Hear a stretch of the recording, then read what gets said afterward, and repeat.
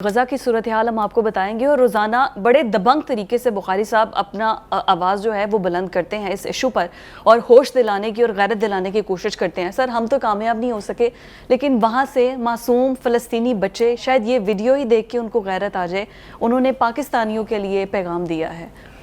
देखिए, गुजारिश ये है कि ये सूरत हाल देख देख के दिल जो है वो बहुत दुखी है। हमेशा जज्बात जो है वो काबू से बाहर हो जाते हैं, और ये ख़ास तौर से चूँकि उन्होंने एड्रेस पाकिस्तान को किया है, तो पाकिस्तान से चूँकि उनकी तवक्कात बहुत ज़्यादा थी। अगर आपको याद हो, इस्माइल हानिया का ये बयान था कि हम अगर किसी मुल्क से तवक्को रखते हैं तो वो पाकिस्तान है। जी, यही सोच या यही स्पिरिट मेरे ख्याल से ये नन्हे नौनिहाल बच्चों में भी गई है। इसीलिए उन्होंने ये पैगाम जो है पाकिस्तानियों के नाम छोड़ा है। इस पर क्या कह सकते हैं हम, सवाए इसके कि हम जब अपना रोज़ा अफ्तार करें, जब हम अपने सामने कोई चीज़ रखें, तो इनको मिस करें इन बच्चों को हम, ताकि इन तक और कुछ नहीं तो हमारे जज्बात तो पहुँचे। एनीवे, हैविंग सेड दैट, ये इनकी पुकार जो है, ये इनकी जो इल्तिजा है, ये अर्शों तक जाएगी और यकीनी तौर पे इसका नतीजा हम अपनी आंखों से देखेंगे। जल्द ना सही, बदेर सही, लेकिन यकीनी तौर पर ये मामला जो है चूँकि खुदा के हाथ में है, इसलिए खुदा जो है वो जालिम को कभी माफ़ नहीं करता। जो हम जो बाइडन की वीडियो देख रहे थे, उसको देख के तो लग रहा है ना आ रहा है। जी देखिए, पहली दफ़ा ये भी थोड़ी सी तवक्को पैदा हो चली है। मैंने वो वीडियो देखी, हम देख भी रहे थे। अगर आपको याद हो, जब प्रोग्राम की मीटिंग हो रही थी तो उसमें हमने उसको रिव्यू किया था। वो थोड़ी एक हफ़्ता पुरानी है, लेकिन उस तरफ से अब रद्द अमल का आना शुरू हो गया, इसलिए कि डोमेस्टिक प्रेशर इतना ज़्यादा है कि अगर बाइडन ने इलेक्शन जीतना है, इलेक्शन लड़ना है, तो उसको यकीनी तौर पर फिर अब इसी किस्म के बयानात देने पड़ेंगे। दो तीन बातें वो कह रहे हैं। एक तो ये कि जो नई बस्तियां 2 बसाई गई हैं, उसके पहले तो इन्होंने उन चंद लोगों पर पाबंदियां लगाई थी जिन्होंने हमले किए थे फ़लस्तीनियों पर, जो अनआर्म्ड गैर मुसल्लह फ़लस्तीनियों को इन्होंने मारना शुरू किया था। लेकिन अब जो है पूरी की पूरी दोनों बस्तियों के ऊपर वो बैन लगा रहे हैं या पाबंदी लगा रहे हैं।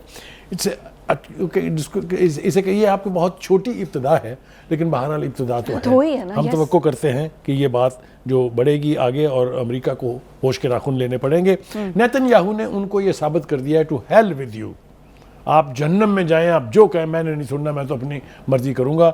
इसके बावजूद भी अगर अमेरिका उसको असला और फंड्स देता रहता है, तो कल हमने वीडियो दिखाई थी। उसमें जो लबो लहजा था उस टर्किश अमेरिकन का, जो कांग्रेस का रुकन है और डेमोक्रेट पार्टी से जिसका ताल्लुक है, तो ये आवाज़ें उठनी शुरू हो गई हैं और ये आवाज़ें बिलाखिर रंग लाएंगी।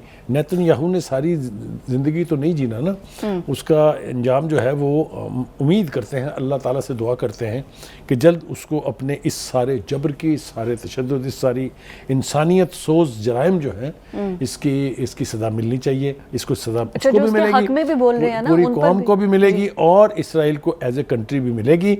ये मुसलमानों की बेहिसी की वजह से इसराइल आज इतना फल फूल गया है। ये छोटी सी पट्टी थी, गजा से भी छोटी थी। जिस तरीके से उन्होंने फिर वहाँ ताकत के ज़रिए, यानी जो यूरोपीय और अमेरिकन जो ममालिक है, उनकी मदद से ज़मीनें खरीद के जिस तरीके से अपने आप को स्वेल किया है, और अभी भी वही जब वहाँ की कौम जाग जाएगी तो ये सब कुछ जो है ये वापस करना पड़ेगा।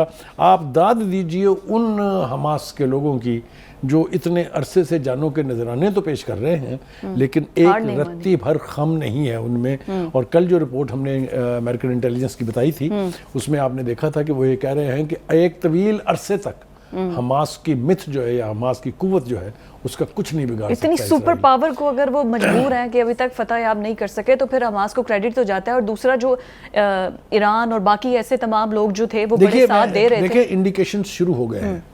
हौसियों ने जो जहाज़ों के ऊपर हमले कर करके जो हाल किया है, अमेरिका इतना मजबूर हो गया कि ईरान के साथ बातचीत का आगाज उसने कर दिया। जी बिल्कुल।